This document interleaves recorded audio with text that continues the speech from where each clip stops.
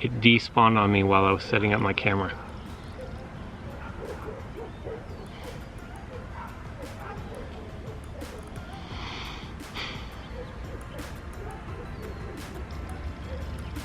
That makes me so sad.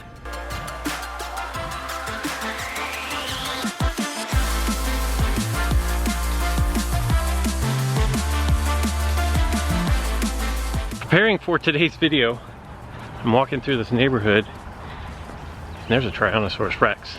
I only need, what is it, 55 more DNA to get to level 15. It is an epic. 55 is going to be a tall order. I'm going to have to put the camera down for this one. Wish me luck, guys.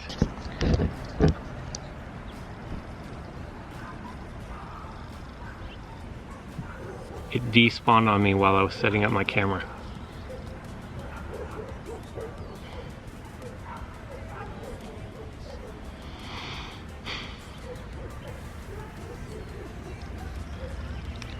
Makes me so sad. Since we have yet another raptor introduced into Jurassic World Alive today via a special event supply drop, this time in the form of Delta, which I actually need to create, I want to talk about how to defeat or how to counter raptors.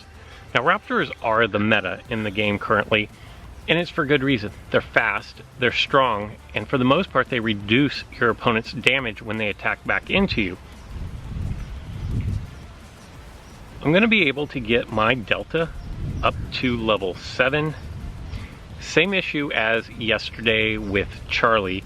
I think it's a really nice dinosaur. Health of 950, damage of 594, speed of 131, which is going to tie it with Blue for being the second fastest dinosaur in the game. No armor, 5% critical hit. The moves are going to be Strike, which is 1 times damage, Pounce. You guys already know what Pounce is. I'm not going to go over that one again. And this time we have Adrenaline Surge. You're going to act first, you're going to cleanse, you're going to increase damage to 1.25% for 4 turns, regenerate 25% health with a cooldown of 3. All things considered, that dinosaur's kit looks great. The problem is at level 7, if you're already higher up in the arenas, this dinosaur is going to be so out-leveled that it's probably not going to be very useful. Lucky for you, if you're just starting off the game, this dinosaur is going to be right in the wheelhouse, and you're going to be able to use this very effectively to help you climb up through the earlier arenas of the game. So how do you counter raptors in the battle arena? And actually, the funny thing is the game gives you everything you need without having to ever spend a dime on it. What I mean by that is some of the most common dinosaurs in the game, whether you're Zone 1, Zone 2, Zone 3, Zone 4, it doesn't matter, because there are spawns that are global, they're universal, they spawn for everybody all the time. Now some spawn more frequently, like for example Triceratops. It spawns during the day, so you're kind of limited to when you can catch Triceratops as far as can you get out during the day and hunt for DNA. But if you can, despite being a rare, it is a very frequent spawn across all areas. But Triceratops isn't the best example for how to counter a Velociraptor. In fact, it's something like a Stegosaurus, which spawns universally all the time. This is everywhere. You can't go anywhere without finding a Stegosaurus. In fact, if you look on my screen here, you can see over at that supply drop across the way, there is a Stegosaurus. There are no other Stegosaurus on my list, but it is a universal spawn. It's going to spawn all the time. It is going to be very easy to get enough DNA to level this up really high. And it doesn't matter if you're even trying to get the evolutions, although if you remember from yesterday's video, it has a couple of really good evolutions. They are all equally good at countering raptors. The next line of dinosaurs that I highly recommend if you are trying to counter the raptors, if you're struggling with raptors, is the Apatosaurus. Everything in this line, the Notopatosaurus, the Argentinosaurus, the Amargosaurus, let me make sure I got that one, the Amargosaurus, they all have the move of decelerating impact. And if you'll remember when I was talking about how to counter speed in a previous video, decelerating impact is one of the key moves that you want to look for. And everything in the Apatosaurus line carries that move. Now, I do want to throw one caveat before we go much further into this video.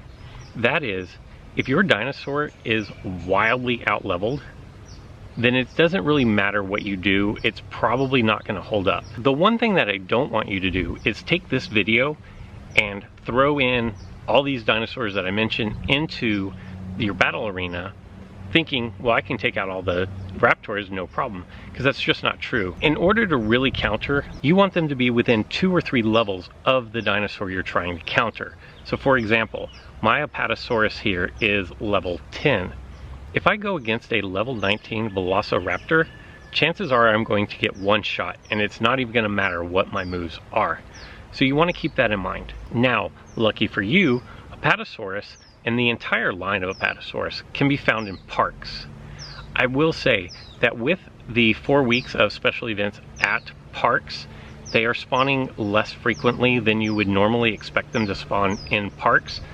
But if we ever get out of the time where we don't have special event supply drops, going to your local park, an amusement park if you live in a city that has one, is going to be a great place to find this entire line of dinosaurs. And it's going to be easy for you to level them up, especially Apatosaurus being a common. Now, all of this is not to say that if you just fill up your team with Raptor counters, you're going to be successful and climb up levels. In fact, that's quite the contrary. The thing that this game has really done for you is made it so that you need to make a well-rounded team. You need a little bit of everything when you build your team. If you look at the team I have here, everything that I have here is something you can find commonly. These are all common dinosaurs. The ones that are hybrids, like the Iniosuchus, like the Stegoceratops, like the Notopatosaurus here. They are all formed from dinosaurs that are common spawns. There is nothing here that you need to buy anything to get. Now, as I mentioned yesterday, all games are going to cost a currency. The currency for Jurassic World Alive is you can spend money to reach higher levels faster, or you can spend time to grind out these everyday common dinosaurs and get to higher levels. And with the events that we've had recently, a lot of these dinosaurs were available in the special supply drop in the parks, the feature dinosaurs. So by this point, you may not have a level 17 Velociraptor, and that's okay, you don't need one. But you probably have a level 15. What I've done is I've put together my entire team here of everything that doesn't require any purchasing. You don't have to do anything. You can just go out, walk your neighborhood, walk your local park, the AMC, if you have AMCs in your area. Those incubators, I think, are only going on for a couple of more days. So if you haven't gone to AMC to pick up that incubator, it is well worth the trip. Everything else, Allosaurus spawns regularly at night. Velociraptor spawns regularly at night. Triceratops spawns regularly during the day everywhere. Stegosaurus spawns all of the time. Iniosuchus is a hybrid of Iniosaurus and Nundasuchus. Both of those are very common spawns. My Stegoceratops requires Triceratops, we've already talked about that, and Stegosaurus, we've already talked about that. Utah Raptor is a very common spawn as far as rares go, and rares are going to spawn less frequently than commons, naturally, because they're a rare class dinosaur, but they spawn at night right alongside Velociraptor. And then we have Notopatosaurus. You don't have to have a Notopatosaurus. You can use an Apatosaurus, you can use an Argentinosaurus. Whatever you have, just take the one that's highest leveled. But Apatosaurus and Notosaurus are both very common spawns, so you should be able to acquire quite a bit of DNA in order to form your Notopatosaurus. If you're not there, you can make a specific plan to get to where you need to be. So this is the team. I'm in lockdown currently, and lockdown is not the highest level arena, but it is the second highest level arena. This should give you a good opportunity to see how the deck fares. Now, because it chooses random dinosaurs for you, you can't really help what it is you get. Well, what I'm going to do is I'm going to lead off with Stegosaurus and go against Tyrannosaurus Rex, which is a horrible, horrible, horrible matchup for me. But I'm going to go ahead and fight this one out. This is going to be a bad matchup, though. I only have my strike move for the next 3 turns. Most likely I won't survive past this turn, but I am going to weaken his T-Rex enough that my next dinosaur is going to easily be able to take it out. And it would just be my luck that I'm going to go in with my Utah Raptor. It'd be my luck that my opponent doesn't have any Raptors in their team. So this should be a knockout unless my opponent switches out. He does not, my opponent does not switch out. And this is a bad matchup here. Now here's the problem. I'm going to have to just sacrifice my Utah Raptor because it is not worth it to swap out, because you're gonna have to wait 2 turns in order to move, and by then the Raptor is going to have knocked you out anyways. So I'm gonna come in with my beefiest, tankiest Allosaurus. I'm gonna take a hit here, but I have the opportunity to one-shot, and my opponent switched out, which is actually really good for me. Maybe. Because if I can, and I'm going to be able to knock out my opponent here. He can switch back into his Raptor, but I should be strong enough to tank 1 hit, and hopefully I'm strong enough to knock him out in 1 hit. Let's see what my opponent wants to do here. So he's going to come back in with his Raptor. Let's see if I can hold off for 1 turn. And he hits the critical. And sometimes RNG is just not in your favor. I really think that I would have been able to do the 1100 damage or whatever with my Allosaurus if I didn't get critical hit there. We're going to try this again. We're going to keep going until we win. I have to prove my point, right? I'm really not trying to play until I prove my point. But I'm going to lead off with my Notopatasaurus.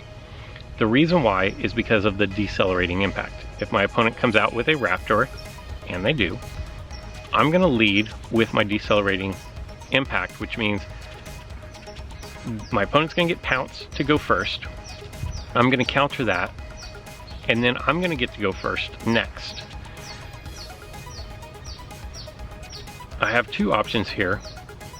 I'm actually going to take the option that does more damage, and it looks like we're going to go up against an entire Raptor team. And I'm glad that I took the option that did more damage right there, because now Charlie is extremely weak, and if you'll notice, I was able to tank that first pounce. So that's good. So now one of his Raptors is weakened and one of them is down. We're gonna get knocked out here. No, we don't even get knocked out. So we're gonna do further damage, and now we're gonna get knocked out for sure. And my opponent was trying to save pounce. I'm gonna come in with Allosaurus because I already know that I can eat a big attack, and pounce, make no mistake, is a big attack. Ooh, I did not factor in, that was a mistake on my part, I did not factor in the reduction in attack. So I'm gonna survive here and then knock out. Which one was that? Was that blue or was that Delta? My opponent's trying to run the entire Raptor squad here.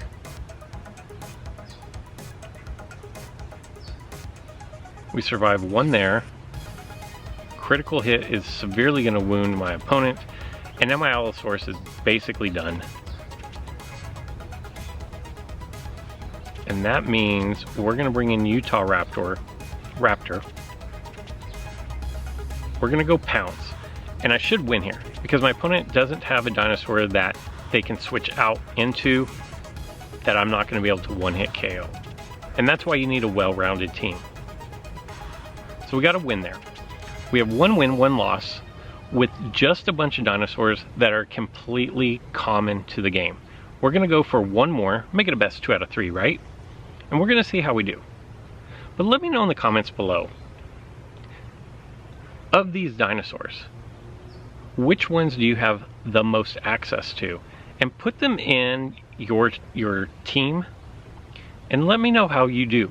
I'm willing to say that unless you are in the top arena where all the dinosaurs are level 20 and higher and they're all hybrids and they're just flat out better dinosaurs, and in this video I'm specifically talking to people who are newer to the game or people who are free to play and wondering how they can compete with higher teams. We're gonna have to end our turn there. It's gonna be a swap out here. But what I'm saying is, if you take a team of these common dinosaurs, I say that you are gonna be able to win a lot more than you'll lose. And I want to say that you will climb up the battle arenas and have a lot of success. Let me know in the comments below. Take the challenge and report back to me on how you do with these dinosaurs. It's not going so well here in this 3rd game, I will say that. Oh, we needed that one to stun or to finish him off. He only has a bite right here. So I'm kind of going to waste this cleanse move, but I think it'll allow me to survive. No. I still haven't found a use for that adrenaline pulse move, although I guess I did just find a use because it allowed me to survive 1 turn, which ran out Thagomizer and allowed me to get the knockout. So I guess I did find a use for it. I have, we can go with 999, damage increase, deal 1 times damage. I'm actually going to go with the 33% chance to stun here, just in case. Ha! And it worked perfectly.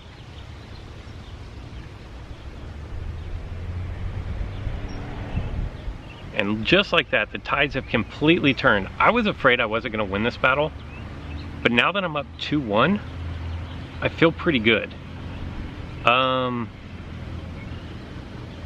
I'm not going to get to go first, so I'm going to get knocked out. My opponent's going to have to swap out. I'm going to put in Utah Raptor so that I have the opportunity to go first no matter what. I can't pronounce that one. It's Raja. Counterattack is not going to be good for us. This should, fingers crossed, this should give us a 2 wins to 1 loss little session here in the battle arena. And I'm at 2900, and I will say that's not the best. I'm not the best at this game. I'm not the highest ranked person, but I am being competitive, and like I've shown, I'm doing it with dinosaurs that are very common, that everybody can have. You don't have to spend money. And I really feel like a lot of people see YouTube videos, not my YouTube videos, but there are others out there where people are running nothing but level 20 dinosaurs. They're like, well, I can't compete with that. And I want this video to show you that actually you can compete with that to a point. Yeah, you may not be able to compete with the 21s, the 23s, the 25s, but very few people in this game can. The top 500 is 500 out of however many millions, tens of thousands, hundreds of thousands of people are playing this game. You're talking about the top less than 1% have level 25 dinosaurs. So use what you have, whatever currency you have available to you. If you have time, use your time. If you don't want to spend money on a game, that's fine. You don't have to. Use your time, accumulate as much DNA from these common dinosaur spawns that are everywhere, and put together a a solid team of over-leveled common dinosaurs. You could very easily get your Triceratops to 12, 13, 14, maybe even 15. You can get your Allosaurus up to close to 20. You can get your Stegosaurus close to 20. It's going to start costing a lot of coins, and that's where you're probably going to start running into your problem is coins. But you'll run into that problem before you run into a DNA problem. Report your results in the comment section below. Give it a try. Let me know how you guys do. And I've got some great news coming up for you guys tomorrow. Have a good one.